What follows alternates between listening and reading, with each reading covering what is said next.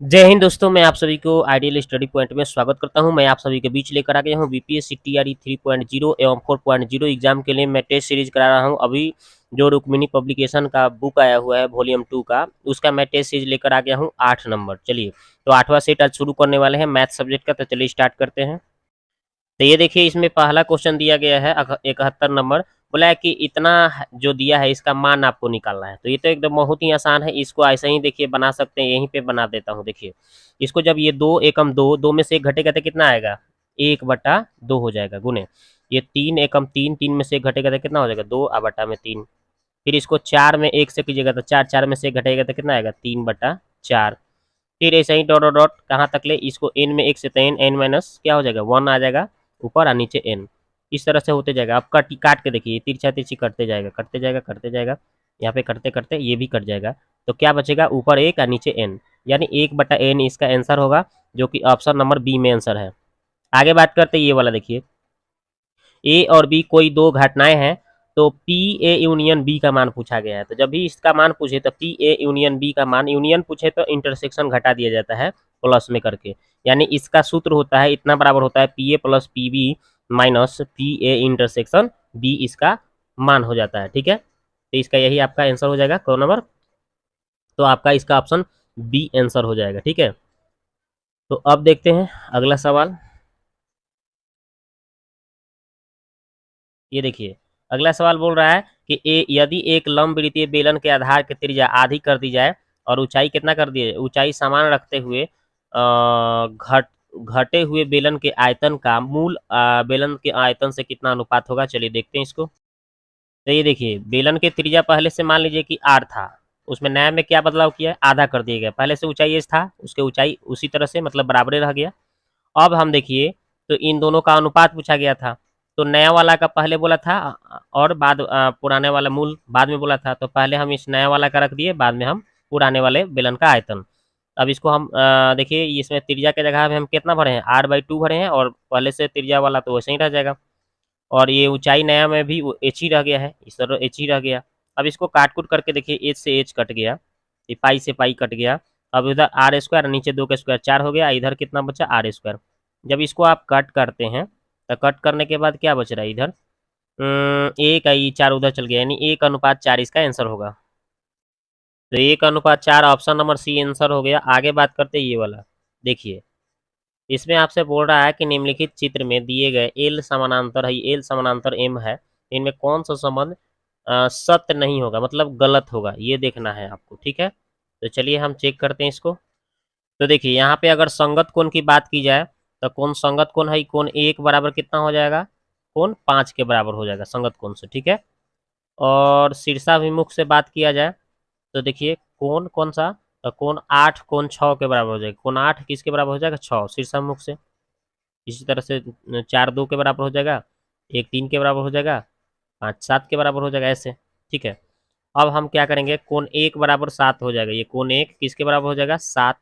जब ये एक कोण 1 5 के बराबर था तो ये 5 7 के बराबर हो जाएगा। ओके, लेकिन हमारा ये कोण दो जो है, ये कोण 5 के बराबर कर रहा है, ये गलत बोल रहा है, यही असत्य हो जाएगा। तो यही आपका कोण, ये 2, ये 5 के बराबर नहीं हो सकता, ये गलत दिया है, कोण 2 5, यानी ऑप्शन नंबर ए इसका आंसर हो गया गलत। अगला सवाल देखिए, ये वाला कह रहा है कि एस त्रिभुज ए बी सी के अर्ध परिमाप को निरूपित करे, जिसमें बी सी आपका ए है, सी ए आपका सी है, और वृत्त के क्रमशः डी ई एफ पर भुजाओं बी सी ए बी को स्पर्श करता है, तो बी डी का मान क्या होगा। चलिए निकालते हैं इसको। तो ये देखिए, हमने एक त्रिभुज बनाया, उसमें एक वृत्त बनाया है ना, और देखिए यहाँ पे बी थी डी ई एफ ये भी बना दिया, और इसको मान लिया कि ई सी है, ये ए है, ये बी है। ओके, तीनों भुजा पता चल गया। और यहाँ पे हम क्या कर रहे हैं, तो देखिए, ये वृत्त के ये बाह्य बिंदु हो गया। तो वृत्त के बाह्य बिंदु से वृत्त पर खींची गई स्पर्श रेखाओं की लंबाई क्या होती है, बराबर होती है। तो अगर हम ये एक्स रखे हैं तो ये भी एक्स हो जाएगा, इसको अगर वाई मानते हैं तो ये भी वाई हो जाएगा, इसको अगर जेड मानते हैं तो इसको भी जेड मानना पड़ेगा। ठीक है, अब इसके हिसाब से अगर देखते हैं तो इस त्रिभुज के अर्ध परिमाप क्या होता है, ए प्लस बी प्लस सी होता है। ठीक है, और एस का मान कितना कितना हो जाएगा, तो एस का मान तीनों भुजा जोड़िए, अगर हम एस का मान निकालेंगे तो कितना हो जाएगा देखिए, यहाँ से देखिए X plus Y plus Z है ना, इस तरह से निकालिएगा आप, तो आपका हो जाएगा कितना, 2 × x + y + z, और यहाँ पे ए बी सी है तो ए बी सी। अब इसका x + y + z का मान निकालेंगे तो ए क्या हो जाएगा, a + b + c/2। ओके, और यहाँ से अगर हम x का वैल्यू निकालेंगे तो वाई जेड को क्या उधर ले जाना पड़ेगा, यानी कि इसका मान हमें क्या है s, और इसका मान क्या है b। ये y + z क्या है, b है, देख लीजिए यहाँ पे y प्लस कहाँ पे, देखिए y + z क्या है b है ना, ये तो वही लिखा गया है, देखिए b लिखा गया है। और इसका वैल्यू कितना निकाला गया है, तो इसका वैल्यू आपका निकाला गया s, और इसका वैल्यू b। तो इसका आंसर सीधा सीधा हो जाएगा कौन सी, s - b इसका आंसर हो जाएगा। ठीक है,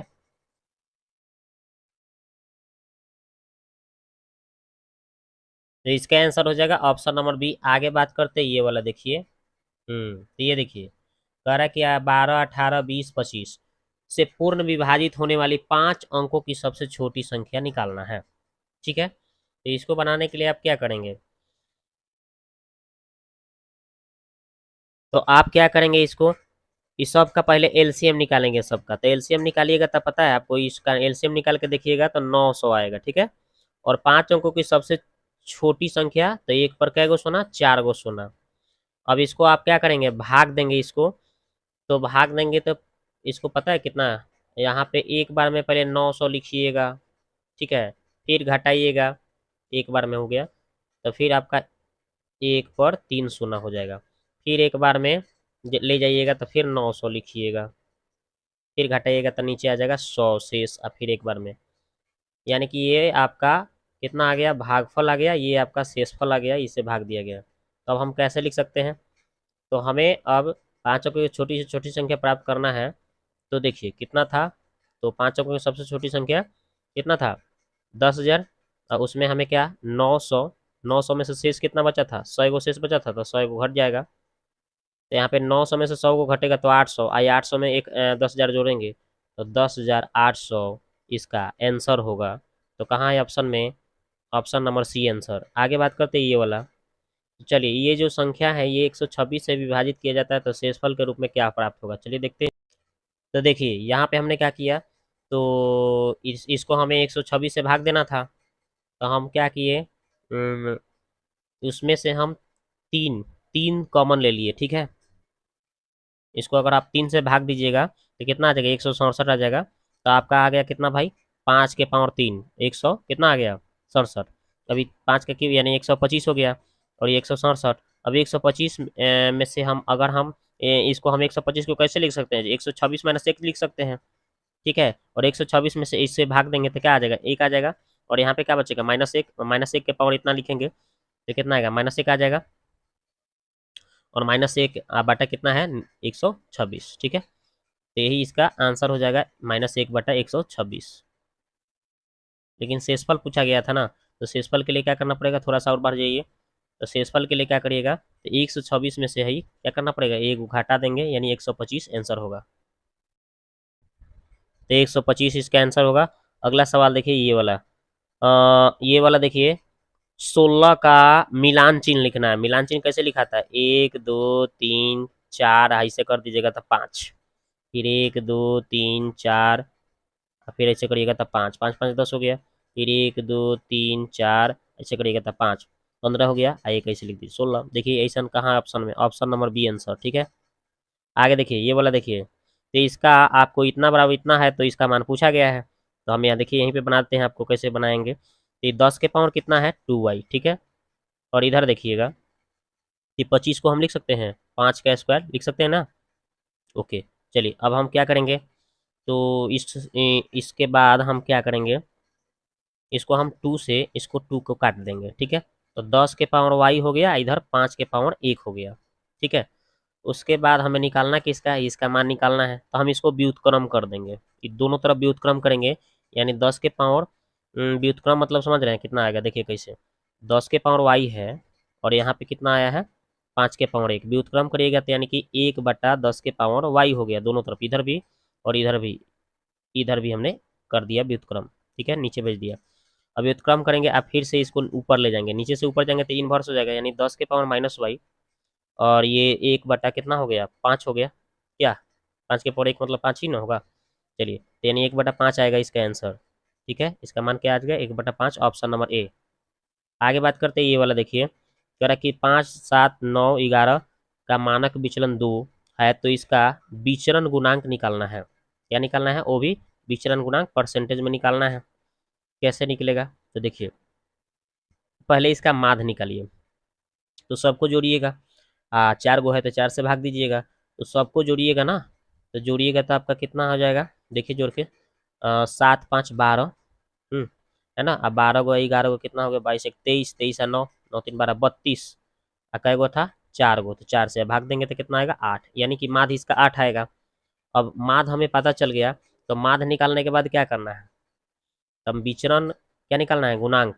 तो विचरण गुणांक में होता है मानक विचलन, ऊपर हो जाता है, सूत्र क्या होता है मानक विचलन, मानक विचलन और मानक विचलन और गुने 100 बटा माध्य, यही फार्मूला है कौन सी निकालने का, आपका विचरण गुणांक निकालने का। ठीक है, तो ये मानक विचलन कितना दिया है 2, तो लिख देंगे 2 गुने 100 और बटा में माध्य, माध्य कितना आया था, तो माध्य आया था 8। अब इसी को सॉल्व कर देना है, तो 2 से तो 4 बार में आई, 4 से 100 को काटेंगे तो 25 बार में, तो 25% आंसर। 25% ऑप्शन में तो कहीं दिया नहीं है, तो इसलिए इसका आंसर क्या होगा, इसलिए इसका आंसर ई हो जाएगा, इनमें से कोई नहीं, 25% आ रहा है। ठीक है ना। अगला सवाल है, ये देखिए इसका आपको क्या करना है, मूल के बीच का अंतर, मूल निकालना है और उसके बीच का अंतर भी लिखना है। मूल निकाल के इसके बीच का मूलों का अंतर भी निकालना है। तो कैसे निकालेंगे, तो देखिए पहले हम मूल यहाँ से निकाल देंगे। 8 दूना कितना होता है 16 होता है ना, तो 8 और 2 इसको हम माइनस में लेंगे, इसको हम प्लस में लेंगे, तभी तो प्लस माइनस घट के इतना आ जाएगा -6। और मूल निकालना है तो देखिए चिन्ह बदल देंगे, माइनस आया है तो क्या लिखेंगे प्लस, है प्लस आया था क्या लिखेंगे माइनस। ओके, अब ये मूल हो गया। तो अब क्या बोला गया है, इसी के बीच का अंतर निकालना है, अंतर, तो ये दोनों के बीच का अंतर, तो अंतर कैसे निकलेंगे, ये पहला वाला इंसान में से ये दूसरा वाला इंसान घटाएंगे तो अंतर निकल जाएगा। तो 8 माइनस माइनस प्लस यानी कितना हो गया 10, अंतर कितना आएगा 10, मूलों के बीच का अंतर 10, ऑप्शन नंबर सी आंसर। आगे देखते हैं ये वाला, देखिए चतुर्भुज के सभी आंतरिक कोणों का योग कितना होगा, चतुर्भुज, तो देखिए चतुर्भुज के चारों कोणों का योग आप लोग पढ़े हैं 360, तो इसमें सोचना क्या है 360 मारिए, ऑप्शन नंबर सी। आगे देखिए कह रहा है एक वर्ग का क्षेत्रफल जिसका विकर्ण 4 है, तो क्षेत्रफल निकालना है, तभी अगर विकर्ण दिया हो तो इसका क्षेत्रफल निकालने के लिए इसका फार्मूला होता है, क्या फार्मूला होता है, तो पहले यहाँ पे विकर्ण 4 दे दिया है ना, क्या दिया है विकर्ण यहाँ से आपका 4 दे दिया है, तो कैसे निकालेंगे, तब विकर्ण 1/2 विकर्ण का स्क्वायर हो जाता है ये फार्मूला, अगर आपका वर्ग का क्षेत्रफल निकालना है तो 1/2 विकर्ण 4 गुने 4, इसको काटेंगे तो 2 बार में, तो 4 दूना कितना हो जाएगा 8, आंसर होगा 8। देखिए कहाँ है ऑप्शन में, तो ऑप्शन में 8, ऑप्शन नंबर सी। अगला सवाल देखिए ये वाला, यहाँ पे 84 नंबर जो सवाल है, यहाँ पे समकोण त्रिभुज XYZ और LMN की क्षेत्रफल दोनों का दे दिया है, और एक का भुजा 9 है तो दूसरी की भुजा निकालना है। तो आराम से कैसे निकालते हैं, तो पहले का क्षेत्रफल कितना है 49 बटा दूसरे का क्षेत्रफल कितना दिया है 9, इसको रूट में लगाएंगे या उधर भुजा, इधर भुजा के स्क्वायर होता है तो स्क्वायर हटाता है, इधर रूट चढ़ गया क्षेत्रफलों का है ना। तो भुजा कितना है पहले का, देखिए ऊपर हम पहले किसका लिखें XYZ का, तो XY ऊपर रहेगा याद रखिएगा, और नीचे हमें कौन सी का लिखा हूँ LMN को, तो LM का भुजा दिया है कितना 9। अब इसी को हमें सॉल्व करना है, तो ऊपर इसका 7 आया, इसका 3 आएगा, वर्गमूल निकालेंगे तो इधर XY और इधर आपका कितना हो जाएगा 9, अब 3 3 9। अब इसको हम गुना मारेंगे तो देखिए XY का मान निकलेगा 3 में 7 से गुना हो जाएगा, तो XY का मान हो जाएगा 21, 17 के 21, तो XY का मान आपका आ जाएगा 17 के 21, जो कि ऑप्शन नंबर बी में आंसर है। आगे बात करते हैं ये वाला, कह रहा है कि डी रेखाखंड ए बी का मध्य बिंदु है, ए और डी के निर्देशांक जब दिया गया है तो बी का निर्देशांक क्या होगा। जब बोल दिया कि डी ए बी का मध्य बिंदु है, ऐसे जैसे ए और बी दुगो है बिंदु है और डी इसमें बीच में बिंदु है, ठीक है। तो इसमें कौन सी ए और डी का निर्देशांक दिया है, ए का दिया है 2 3 2 4 और डी का दिया है कितना भाई -1 और 3 दिया है। तो ये आपका एक्स वाई आपको निकालना है, ठीक है। तो x1 + x2 बटा 2 होता है फॉर्मूला, उसके हिसाब से बनाना है। चलिए देखिए कैसे बनाया हूँ, दिखाता हूँ आपको।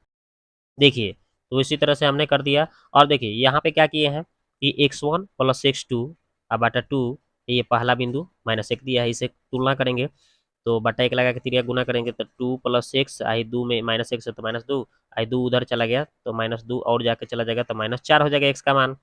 इसी तरह से आई y1 + y2 बटा में 2 आई दूसरा बिंदु क्या है 3। अब इसको तिरिया गुना करिएगा तो y 4 + y या 3 दूना 6, ये 4 में 6 में से ही 4 को जाकर घट जाएगा तो 2 आ जाएगा। यानी हमें एक्स वाई का मान आ गया कितना -4 और 2, यानी -4 और -2 इसका बिंदु होगा। तो लीजिए इसका आंसर कौन सा हो जाएगा, -4 और 2, ऑप्शन नंबर सी इसका आंसर हो गया, ठीक है। 85 हो गया। अब देखते हैं 86 नंबर। अगला सवाल क्या बोला है, देखिए बोला गया है कि निम्नलिखित द्विघात बहुपद के शून्यकों का योग -3 है और गुणनफल 2 है, तो ये तो आराम से बनेगा। फार्मूला क्या होता है, x square minus alpha plus beta into x plus alpha into beta, ये फार्मूला होता है। अब देखिए अल्फा प्लस बीटा के मान दिया है, योग दिया है ना -3 यहाँ पे, तो रख दीजिए योग के जगह पे -3 रखेंगे तो यहाँ -3, ठीक है। और ये बाहर माइनस है तो माइनस माइनस प्लस है, एक्स है तो एक्स। अल्फा इंटू बीटा कितना दिया है, शून्यकों का गुणनफल 2 प्लस में, तो x square plus 3x plus 2, देखिए कहाँ है ऑप्शन में, तो ऑप्शन में ऑप्शन नंबर ए इसका आंसर हो गया, ठीक है। अगला सवाल देखिए, इसमें पूछा गया है कि अल्फा बीटा गामा जो है इस त्रिघात बहुपद के शून्यक है, तो alpha into beta into gamma का मान पूछा गया है। तो alpha into beta into gamma का सूत्र क्या होता है, तो आपको पता होगा -d/a होता है। क्या होता है, alpha into beta into gamma बराबर -d/a होता है। तो देखिए डी के स्थान पे डी दिया है और ए के स्थान पे ए ही दिया है और सूत्र -d/a होता है। तो देखिए कहाँ है option, option number C answer. आगे बात करते हैं, ये देखिए बहुलक निकालने का फार्मूला पूछ रहा है, तो बहुलक निकालने का फार्मूला कौन सा हो जाएगा, तो ये तो सिंपल है, ऑप्शन नंबर बी आंसर दे दिया है, बहुलक निकालने का फार्मूला। अगला सवाल देखिए, ये वाला देखिए, कह रहा है कि संख्या इतना इतना इतना जो है इतना के लिए निम्न में कौन सा सही है। तो आपको एक बार माध्य निकालना है, माध्यक निकालना है, बहुलक निकालना है, तीनों निकालने के बाद आपको चेक करना है कि कौन सा मतलब क्या है। तो माध्य निकालिएगा तो सबको जोड़िएगा, 5 गो है, सबको जोड़िए, पाँचों को जोड़िएगा, 5 से भाग दीजिएगा तो पता चल जाएगा। पाँचों को जोड़िएगा तो पाँचों को जोड़ कर आएगा 25 और 5 से भाग दीजिएगा तो कितना आ जाएगा, 5 आ जाएगा, ठीक है। तो यानी कि इस तो पता चल गया कि माध्य कितना आया, 5, माध्य आपका आ गया है 5, ये पता चल गया। अब बहुलक की बात करते हैं, तो सबसे ज़्यादा बार कौन आया है, सबसे ज़्यादा बार 2 आया है, तो बहुलक कितना हो जाएगा 2। तो बहुलक अगर बात करते हैं तो बहुलक हो जाएगा 2। और माध्य की बात करते हैं तो ये तो सजा हुआ है, तो बीच वाला, तो बीच में कितना है 4, तो 4 इसका माध्य हो जाएगा, ठीक है। भले सॉरी माध्यिका, माध्यिका इसका 4 हो जाएगा। तो अब देखिए अब करना क्या है, अब कंपेयर करना है कि कौन सा इसका सही उत्तर है। तो आप इसमें कंपेयर करके देख लीजिए, तो ऑप्शन नंबर बी दिख रहा है, ये देखिए माध्य का मान है बहुलक से छोटा। देखिए माध्य बहुलक से बड़ा है, माध्य बहुलक से बड़ा है। हाँ देखिए बहुलक तो 2 ये था, आई माध्य 5 है, यानी कि ये तो सही बोला है, ऑप्शन नंबर बी सही बोला है, ठीक है। तो इसका आंसर आपका कौन सा सही हो जाएगा, ऑप्शन नंबर बी हो जाएगा, ये वाला, ठीक है। अगला सवाल देखिए, ये वाला देखिए, आपका वर्ग का उच्च सीमा पूछा गया है, वर्ग अंतराल का उच्च सीमा पूछा गया है, कौन सा, लेकिन माध्यक वर्ग का। तो माध्यक वर्ग के लिए आपको क्या करना पड़ता है, माध्यक वर्ग के लिए आपको सबसे पहले क्या करना पड़ता है, ध्यान दीजिए। तो इसको आपको देखिए कैसे बनाया गया है। तो देखिए माध्यक वर्ग के लिए देखिए जो अंतराल है ये मतलब 0 से 5 और फिर 5 से 10 होना चाहिए था, तो ये 5 से एक बार 6 कर दिया है, यानी कि ओवरलैपिंग में, नॉन ओवरलैपिंग में है, तो इसको ओवरलैपिंग में चेंज करना पड़ेगा। तो कैसे करते हैं जी, हम शुरू में 0.5 को क्या करते हैं, इसको 0 तो छोड़ ही देते हैं, इसमें हम क्या करेंगे 5 जो है उसमें हम क्या करेंगे 0.5 बढ़ाएंगे, इसमें 0.5 घटाएंगे, 0.5 बढ़ाएंगे, 0.5 इस तरह से घटाएंगे बढ़ाएंगे 0.5, तब जाके इसको ओवरलैपिंग में चेंज हो जाएगा। तो इसको अगर हम लिखना चाहेंगे तो ऐसे लिख सकते हैं, इसको लिखना चाहेंगे तो ऐसे लिखेंगे, इसको लिखना चाहेंगे तो ऐसे लिखेंगे, ठीक है। अब हमें करना क्या है दोस्तों, तो ये जो है जो बारंबारता दिया हुआ है, इससे संचयी बारंबारता कैसे निकालते हैं, ये 13 है तो 13 लिख दिए, 10 को जोड़ेंगे 13 10 तो 23, 23 से 15 38, 38 से 8 46 से 46 से 11 97। और 97 से हम क्या करेंगे, n/2 निकालेंगे तो इसको भाग देकर कितना आएगा 28.5। तो 28.5 देखना है तो 28.5 इसमें तो नहीं मिला है, लेकिन उससे ज़्यादा कौन है, एक बार 38 मिला है संचयी बारंबारता में। अब इससे हम क्या करेंगे, कंपेयर करेंगे तो इधर सीधर जाएंगे तो ये बारंबारता वाला में एफ कहला जाएगा, और इसमें आएंगे तो ये हो जाएगा आपका बहुल माध्यक वर्ग। और माध्यक वर्ग का हमसे पूछा गया है कौन सा, उच्च सीमा पूछा गया था। तो देखिए इसको हम जब इसको हम चेंज करके लिखे हैं, यहाँ पे लिखे हैं, तो इसमें आपका उच्च सीमा कौन है, तो उच्च सीमा आपका देख लीजिए 17.5 है, तो यही इसका उत्तर होगा। तो देखिए 17.5 ऑप्शन नंबर बी। आगे देखते हैं ये वाला, देखिए कह रहा है कि sine alpha sine beta sine gamma बराबर 3 है, तो sine cube alpha sine cube beta sine cube gamma का मान क्या होगा। चलिए निकालते हैं इसको। देखिए sine alpha plus sine beta plus sine gamma के मान 3 है, तो इसको हम अल्फा के बीटा के और गामा के मान अगर 90 डिग्री भरें, 90 भर दें, तो साइन 90 के मान 1, साइन 90 के मान 1, साइन 90 के मान 1 1 1 1 तीनों को जोड़ेंगे तो 3 आ जाएगा। प्रूफ कर रहा है, यानी कि अल्फा बीटा गामा हम 90 लिख सकते हैं आराम से, प्रूफ कर रहा है। तो इसमें हम सब में क्या कर देंगे, 90 भर देंगे। तो इसके जगह पे भी 90, इसके जगह पे भी बीटा के जगह 90, गामा के जगह 90, और साइन 90 के मान 1, फिर यहाँ पे भी 90 के मान 1 हो गया, इसके बाद मान 1, 1 का क्यू 1, 1 का क्यू 1, 1 का क्यू, यानी तीनों को जोड़ देंगे तो आंसर आएगा 3। तो इसका आंसर होगा 3, ऑप्शन नंबर सी। आगे बात करते हैं ये वाला, देखिए कह रहा है द्विघात समीकरण इतना का वास्तविक मूल और मूल क्या है, वास्तविक और असमान है। जब मूल वास्तविक और असमान है तो पूछ रहा है कि पी का मान क्या होगा। चलिए निकालते हैं इसको। तो देख लीजिए यहाँ पे क्या किए हैं, जब ये द्विघात बहुपद दिया था उसको लिख दिए, और जब मूल वास्तविक और असमान होता है तो 0 से बड़ा डी का मान होता है, और डी का सूत्र होता है बी स्क्वायर माइनस 4ac है, 0 है तो 0। अब यहाँ पे मान भरेंगे तो देखिए बी का मान कितना है -6 भर दिए, 4 है तो 4, ए के मान कितना है 2, सी के मान कितना है पी भर दिए, 0 से बड़ा है। आगे देखते हैं 6 का स्क्वायर 36 हो जाएगा, माइनस खत्म हो जाएगा स्क्वायर से, 4 दूना 8 पी हो जाएगा, 0 से बड़ा है। उसके बाद क्या करें, 8 को उस पार लेकर चले गए तो माइनस प्लस हो गया, और ये 8 से काटेंगे इसको 36 को, तो इसका आधा 9 और इसका आधा 2, यानी पी का मान आ गया 9/2। ठीक है, तो चलिए इसका आंसर हो गया ऑप्शन नंबर ए। आगे बात करते हैं ये वाला, देखिए ये द्विघात समीकरण है, इसमें हल संभव नहीं है। कौन हल संभव नहीं है, ये पूछा गया है। तो देखिए हम यहाँ पे क्या करेंगे, इसको हम ट्रिक से सॉल्व कर देते हैं। देखिए गुना करने पर 3 दूना 6 और जोड़ने घटाने पर 5, तो हम 6 एकम 6 और 6 में से 1 घटाएंगे तो 5 आ जाएगा। तो 6 एक बार ले लेंगे और एक बार 1 ले लेंगे, और इसको माइनस में लेंगे, इसको प्लस में लेंगे, तभी तो इतना आएगा सॉल्व करके। और एक्स का जब हम मान निकालेंगे तो ये माइनस है तो हम प्लस लिख देंगे, और जो सटल है एक्स स्क्वायर में वो बाटा में जाएगा। ये प्लस है तो माइनस लिख देंगे, और जो सटल है 2 बाटा में चला जाएगा। इसको काटेंगे तो 3 आ जाएगा, यानी एगो 3 आ गया, एगो -1/2 आएगा। तो देखना है 3 और -1/2 कौन है। तो देखिए 3 3 तो है, -1/2 कोई नहीं है, तो इसमें देख रहे हैं, तो इसमें इसका कौन सा हल संभव नहीं है, तो दो दो आंसर दिया है, ये दोनों यो नहीं संभव है, ये भी नहीं संभव है, तो इसलिए नहीं पूछा है तो दो दो इसका उत्तर मिल रहा है। तो हमें इसका उपयुक्त में से एक से ज़्यादा आंसर होगा ऑप्शन नंबर डी।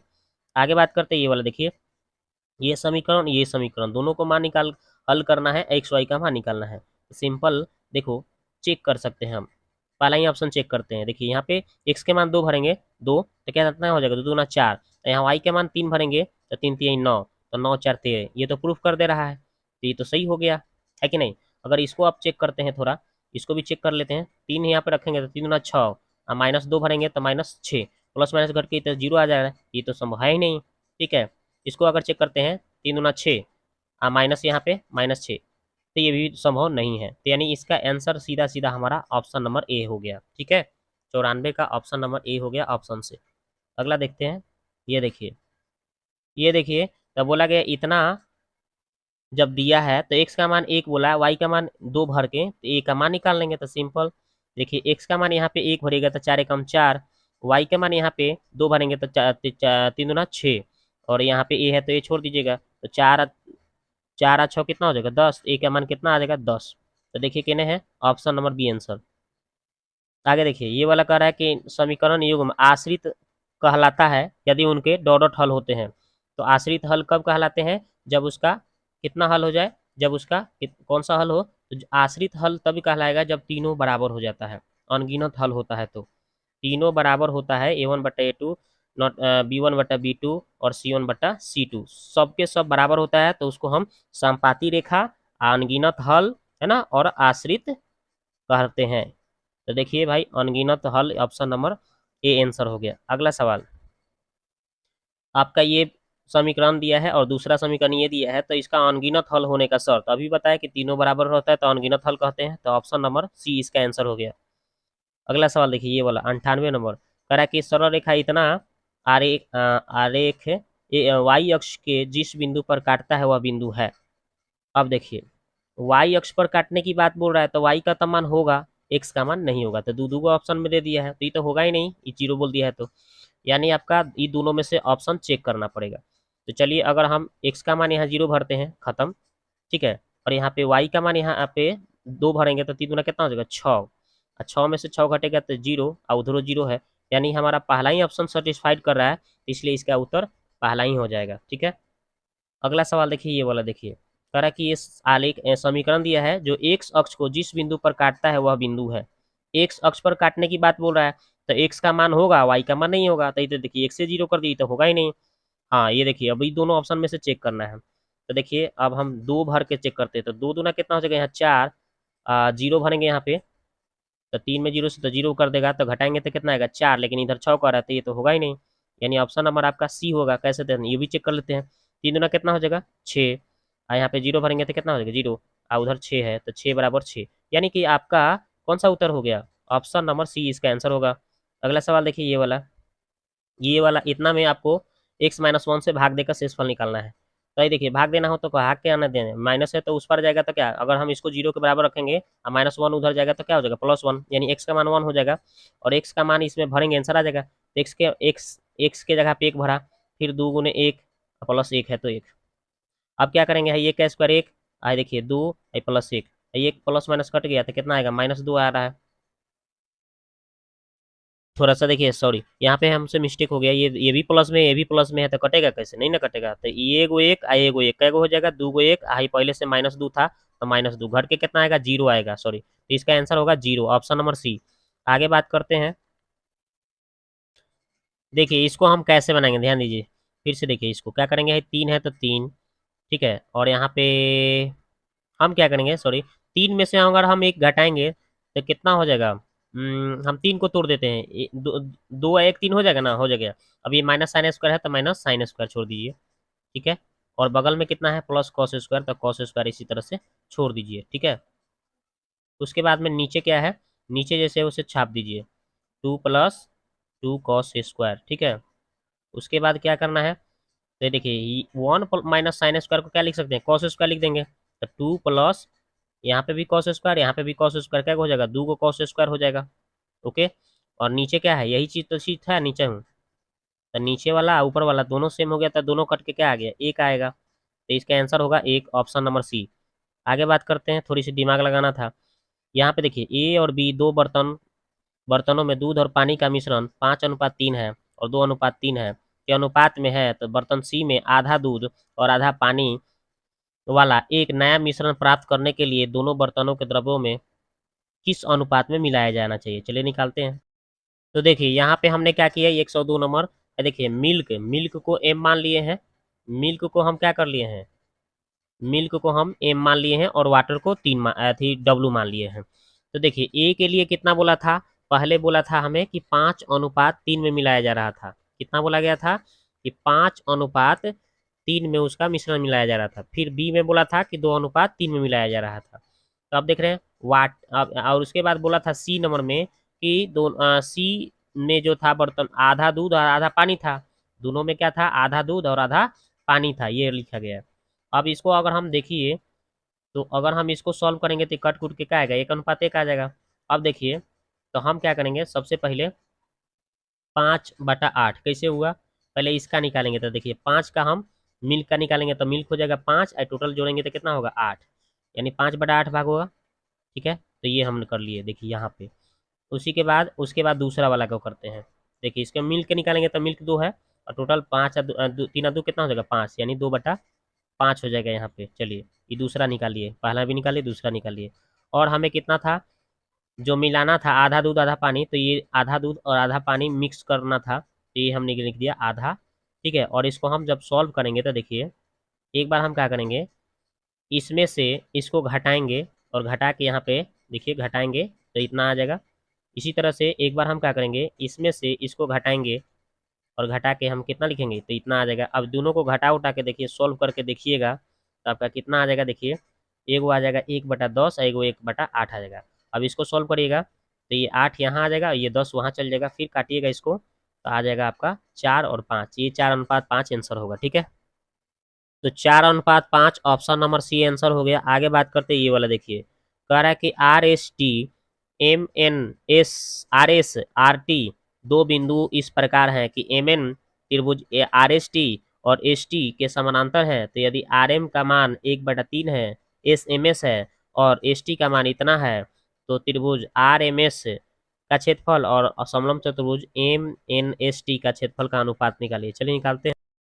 तो ये देखिए हमने एक त्रिभुज बना दिया RST। ठीक है, और हमें क्या है ये दिया था RM 1 दिया था और MS का मान 3 दिया था। ठीक है, बुक में आप पढ़ लीजिए। अब हम क्या करेंगे, चूंकि यहाँ से हम अगर निकालते हैं ना, यहाँ से देखिए ये जो दिया था इसके हिसाब से देखिए RMIMS नीचे आ गया तो 1/3 आ रहा है ना, RM का मान 1 और MS का मान 3 आ रहा है, तो इस तरह से, तो इस तरह से हमने निकाल दिया। तब हमें पूछा गया था कि क्षेत्रफल निकालो RMSN का और बटा किसका क्षेत्रफल निकालना था, RST का क्षेत्रफल निकालना था। और देखिए जब इसका अगर हम क्षेत्रफल निकाल रहे हैं तो RM का मान 1 है और RS का मान टोटल बड़ा सा त्रिभुज का कितना हो जाएगा, ये जब 1 है तो ये टोटल कितना हो जाएगा, 3 1 4 होगा, तो 4 हो जाएगा इसका भुजाओ। तो देखिए इसका क्षेत्रफलों का अनुपात कितना आ रहा है, 1/4 यानी कि 1/16 हो जाएगा स्क्वायर करेंगे तो। अब हम क्या करेंगे, तो मेरे से पूछा गया था कि RMN का क्षेत्रफल और बटा समलंब चतुर्भुज का क्षेत्रफल, तो देखिए कौन सा है RMN, यानी देखिए ये वाला पूछा गया है RMN, ये इसका क्षेत्रफल अब बटे MNST यानी है समलंब चतुर्भुज का क्षेत्रफल, तो इसका एक भाग हो गया। और देखिए यहाँ पे 1/16 आया है ना, तो 1/16 - 1 हो जाएगा, घट जाएगा ऊपर वाला एक, तो कितना हो जाएगा 1/15 इसका आंसर होगा। ठीक है, तो इसका आंसर 1/15 होगा। देखिए कहाँ है ऑप्शन में, देखते हैं। तो देखिए ऑप्शन दिख गया 1/15, कौन सा ऑप्शन दिख रहा है, ऑप्शन नंबर ए। आगे देखते हैं ये वाला, देखिए कह रहा है कि एक 120 डिग्री के कोण पर झुकी हुई दो स्पर्श रेखाएं 6 सेंटीमीटर त्रिज्या के एक वृत्त खींची जाती है, तो प्रत्येक स्पर्श रेखा की लंबाई क्या होगी। चलिए निकालते हैं इसको। तो देखिए जैसे बोला था उस तरह से हमने क्या किया, इसमें चित्र बना दिया। ठीक है, और इसमें अब करना क्या है, ये 120 था तो हम 60 आधा आधा कर दिए। ठीक है, अब देखिए ये हमें √3 दिया था। अब हम क्या करेंगे, देखिए तो √3 के हिसाब लगाएंगे अगर, ये 60, देखिए 60 के सामने क्या हो गया, √3/1 होगा ना यहाँ पे इस तरह से, ये √3 हो जाएगा, ये 1 हो जाएगा, ये हमें दिया नहीं था।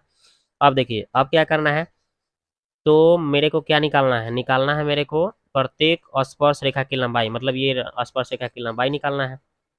तो देखिए हाई ये √3 जो है इसका त्रिज्या कितना बोला था, वृत्त की त्रिज्या 6 दिया था ना, तो ये 6 जो है √3 यूनिट के बराबर है, तो 1 यूनिट के बराबर कितना हो जाएगा 6/√3, और हर के परमेकरण करेंगे √3 से नीचे ऊपर गुना करेंगे तो 6√3/3 आएगा, और काटेंगे इसको तो 2√3 आएगा, यानी कि सीधा सीधा बात करो 2√3 इसका आंसर हो जाएगा 1 यूनिट बराबर, यानी कि इसके भुजा की लंबाई कितना आ गया 2√3 आंसर होगा। ठीक है, तो इसका आंसर आपका ऑप्शन नंबर ए हो गया। आगे बात करते हैं ये वाला, देखिए कह रहा है कि cot 1 cot 2 cot 3 cot 4 cot 5 dot dot dot कितना 178 तक ले, है ना, गुना में है, लेकिन आपको पता होना चाहिए कि इसके बीच में एगो ऐसा भी मान होगा जिसका, अच्छा जिसका मान क्या हो जाएगा 0 हो जाएगा, तो बीच में कहीं cot 90 भी तो होगा, ऐसे बढ़ रहा है तो cot 90 कहीं बीच में होगा, तो इसका तो सबको 0 बना देगा, वहाँ 0 रखिएगा, cot 90 का मानवा जैसे 0 रखिएगा तो ये तो पूरा का कहानी खत्म कर देगा,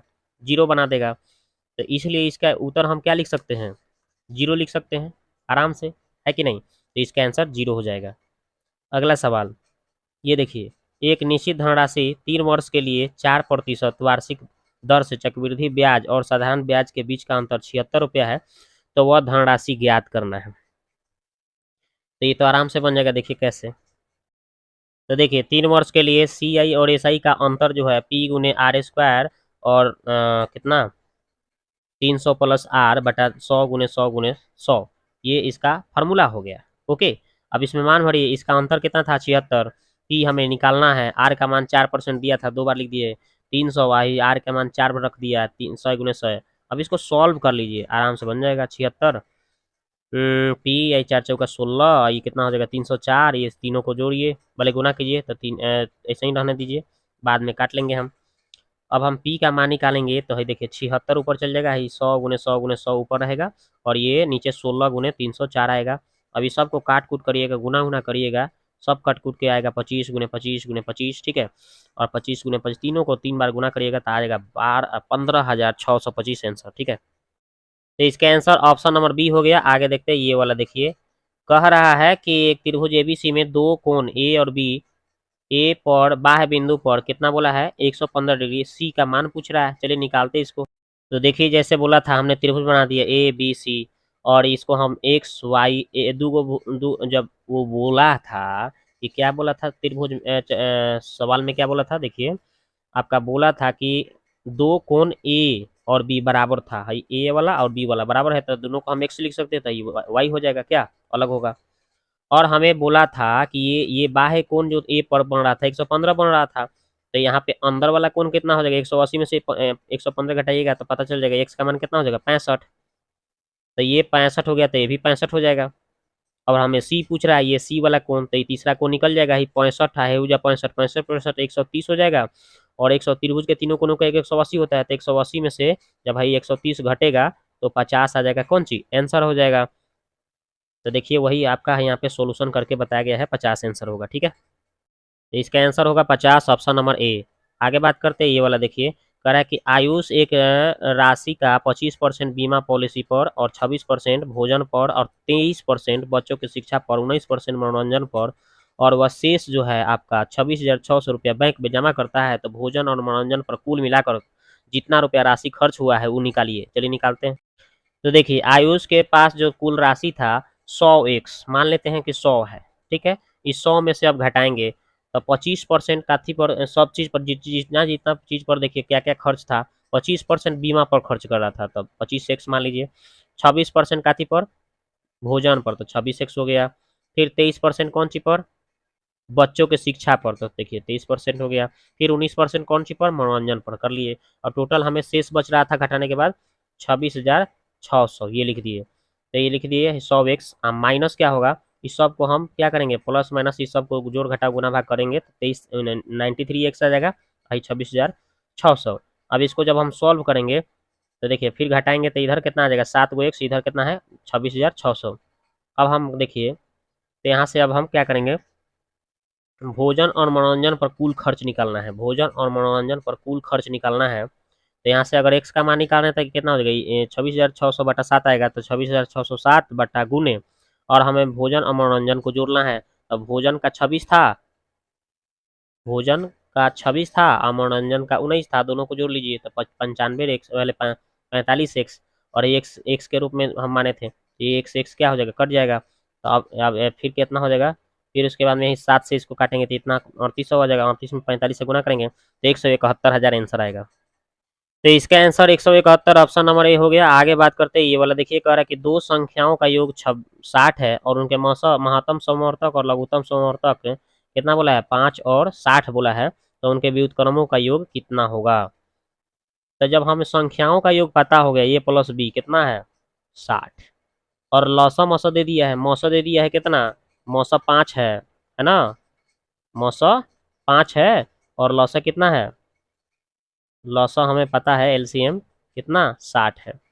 तो हमें पता है कि दो संख्याओं का गुणनफल क्या होता है मौसा गुने लौसा, यानी 5 गुने 60 आएगा।